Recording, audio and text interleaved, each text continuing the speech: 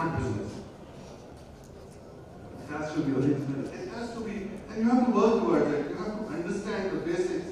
You have to understand what are the right principles, like compliance, ethics. Then you can survive in this modern world. Because now information flows, it's not possible to be hiding somewhere, not knowing what people think of it. People will find out what it is. Thank you. So, just let me go back after moderation and this before as well. So, 1 kilogram of cotton is 50 cents, and quantities of branded jeans, for example. A branded jeans, it will be 50 pounds versus per jeans. Branded gets much more money margins relatively as compared to a producer. Pakistan produces a lot, but there are not many global brands from Pakistan. Why? And how could we do that? Okay, so currently in the textile industry, what has been happening is that the producers are obviously at the bottom end of the supply chain, and we are building up, and it goes upstream towards the retail, and there are multiple intermediaries involved, and they build up their margins on top of that. So our 50-cent cotton jeans eventually becomes a $50, pair of jeans. So I think your point is pretty much valid that you do not see a lot of global brands from Pakistan that have gone up on the global landscape. We do have quite big brands in Pakistan who are eventually are somewhat globalizing themselves. We have the example of Cardi, who is now in the UK and one of the biggest shopping malls of London, like Westfield. So it's one of those examples that you can say that, okay, so we have one brand. We have Nishad and we have Sapphire who are moving towards the Middle East. There are few others who are big in the names as well. We can call them out as well, like Akhtar is an example. Akhtar is now building a huge industry just for their own production capacity. So if they themselves want to take their brand global, they can.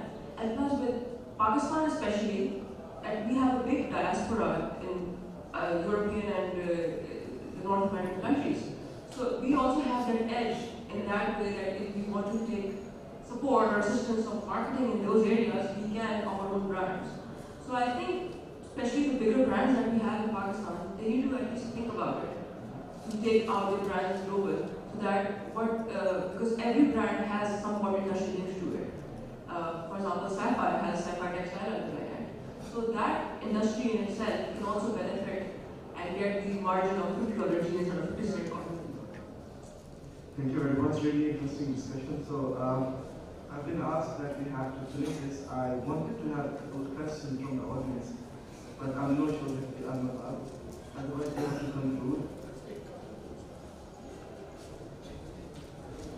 Yeah, so because if we are talking over here and you're not participating, I don't think that is a good idea.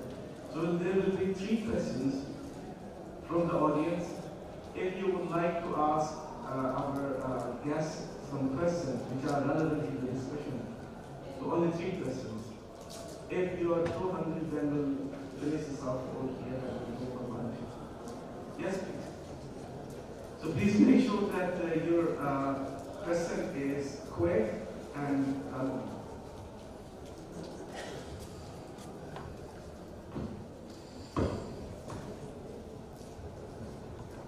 first of all, thank you. After this panel discussion, we discussed about quality products, compliance, supply chain, growth strategies, awareness to youth for future leaders. I believe all manufacturers are adopting these traits. Yes, you can say we are at primary or starting level. Can you please figure out specific strategies, initiatives which are still ignored by our manufacturers, and by adopting which we can increase our business value for GDP or economy? Thank you. That is a very good question. I would like to ask this question myself. And Mudir sir, I would like you to answer.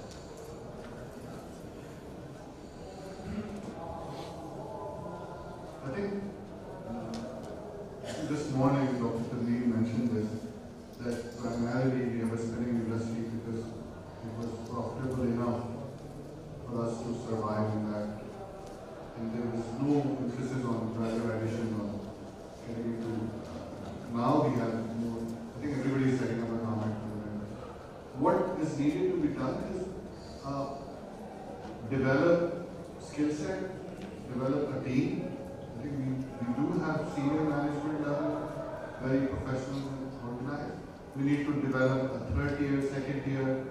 We need to do a proper training and development for workers, their well-being also. So everybody across the value chain. I mean, if you go to Sri Lanka, where it sees 90%, you see much better garment coming out. You see much better products coming out than Pakistan and Bangladesh put together.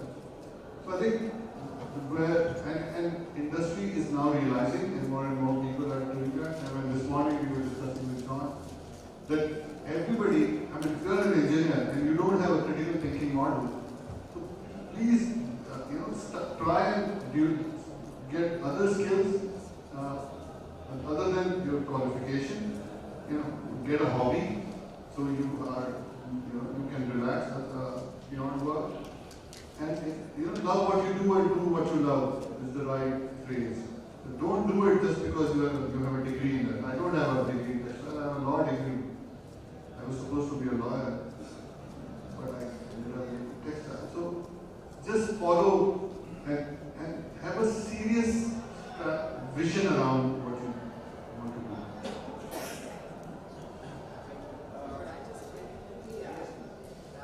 I think for you, one of the things we need to look into is R&D. Our industry can only grow if we invest hugely in R&D. I mean, as a textile country with so many things, we still can't make a single machine here, at a cheaper cost. All the recycling plants have to come from abroad, right? Digitalization, we need to still figure out things. We are that far behind. R&D has to be forefront of every sector. Yes, thank you very much. This is Kumar Prabhu from GIC. I'm working as a technical advisor. So my question is revolved around the human resource. And yes, we have talked about sustainability, circular product, durability. So do you think within 3-5 years or even in 10 years, if there is a shift from the fast fashion to the slow fashion, so there would be this implication in terms of low orders coming to the big companies in Pakistan, and there would be a layoff of the workers or not? And if yes, then what would be the solution in the slaves of the big companies?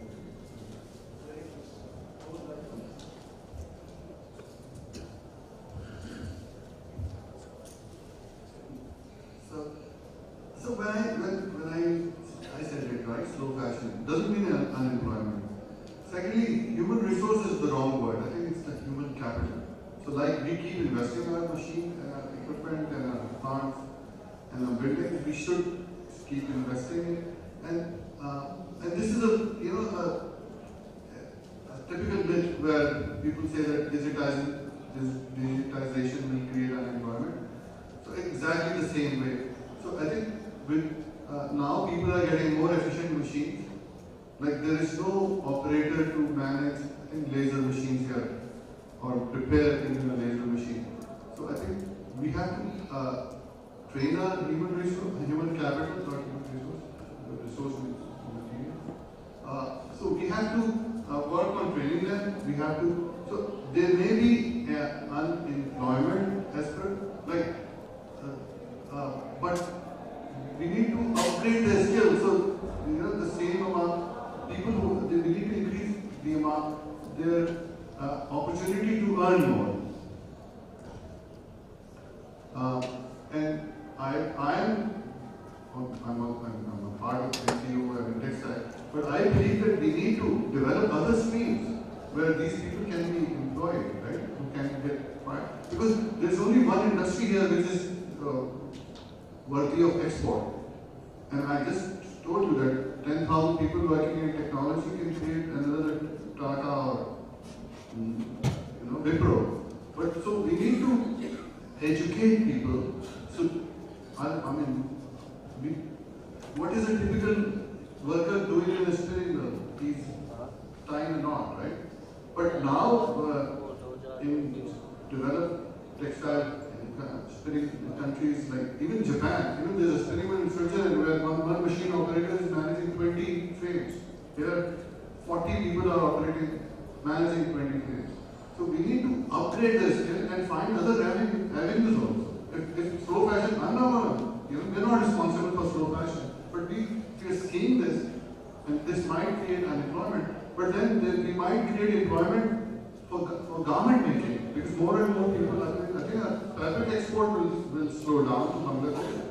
So we need to put up more garment units. So maybe a worker working for a spinning mill for 20 years, maybe his son can be trained as a garment maker, where the opportunities are bigger, more.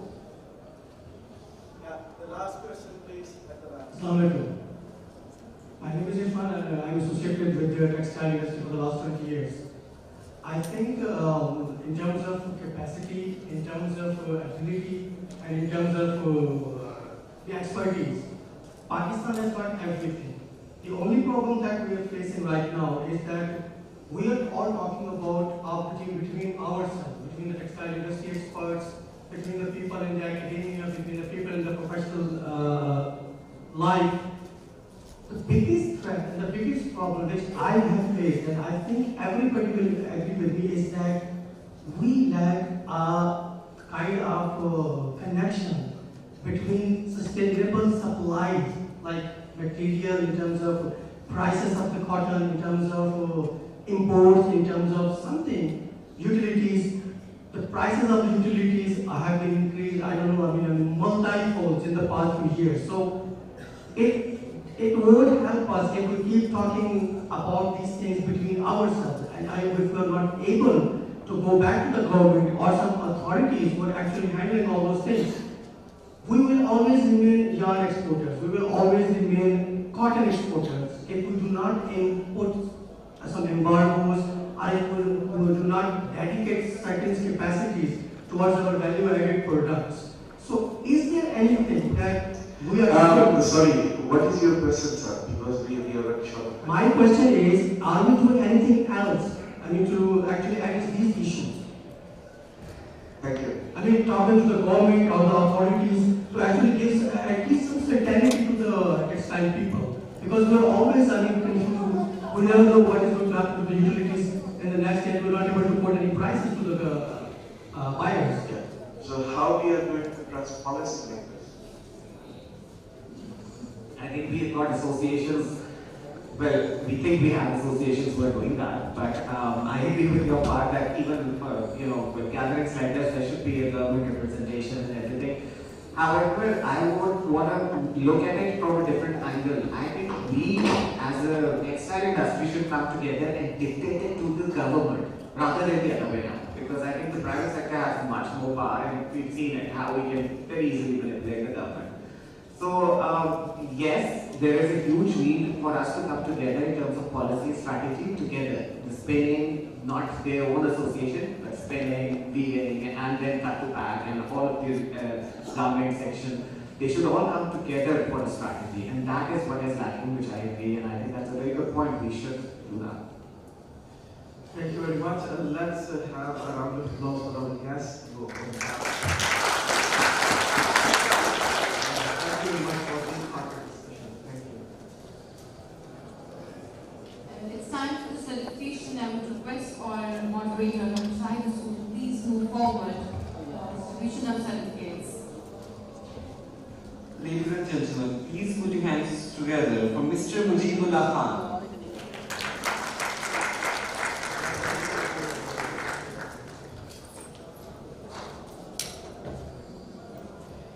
Mr. Marius Golden.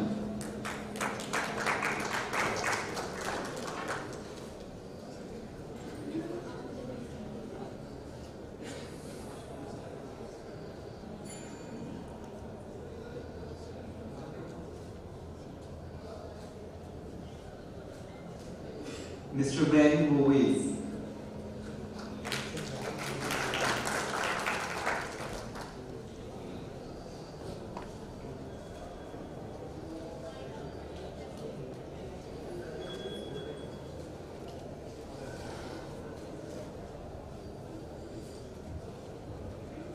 Miss Resham Shehzad.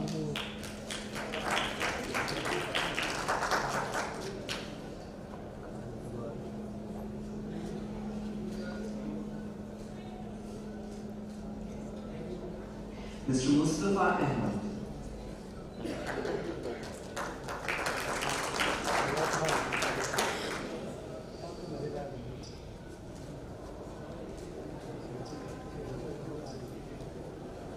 Ladies and gentlemen, now I would request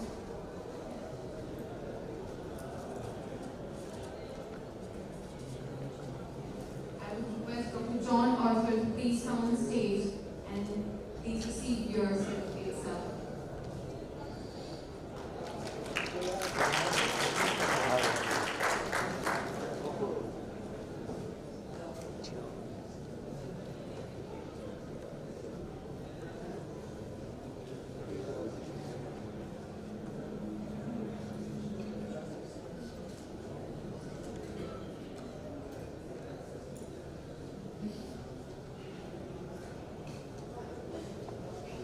Professor Safwan Saleh.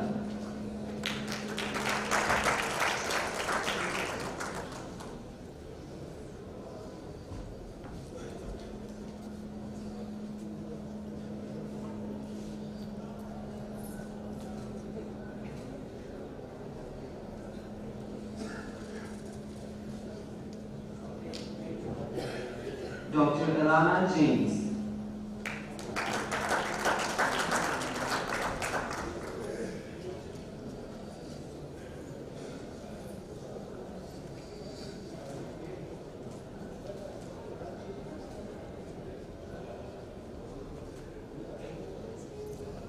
Now I would request Dr. Yasir Nawaz to please come on stage and give the certificate or moderator, Dr. Shahid Rasool, sir, please.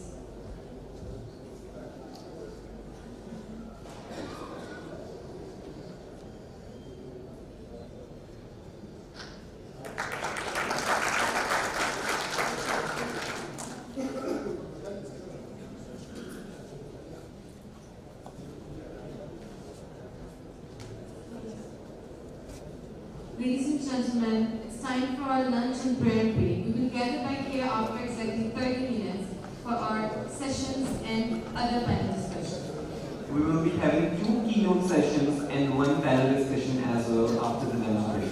Thank you so much.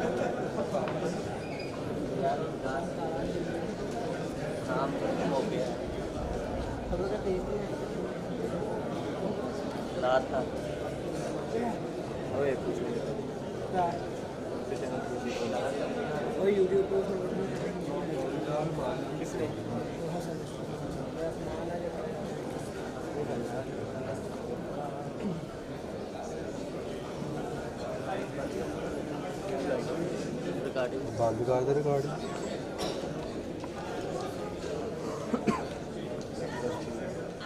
पूरा हाल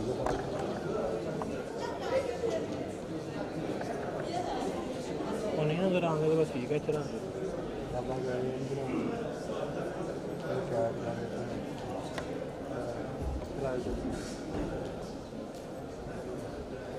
जितना close जाओगे ना फिर थोड़ा move करें ना stand हिल जाएगा बता दे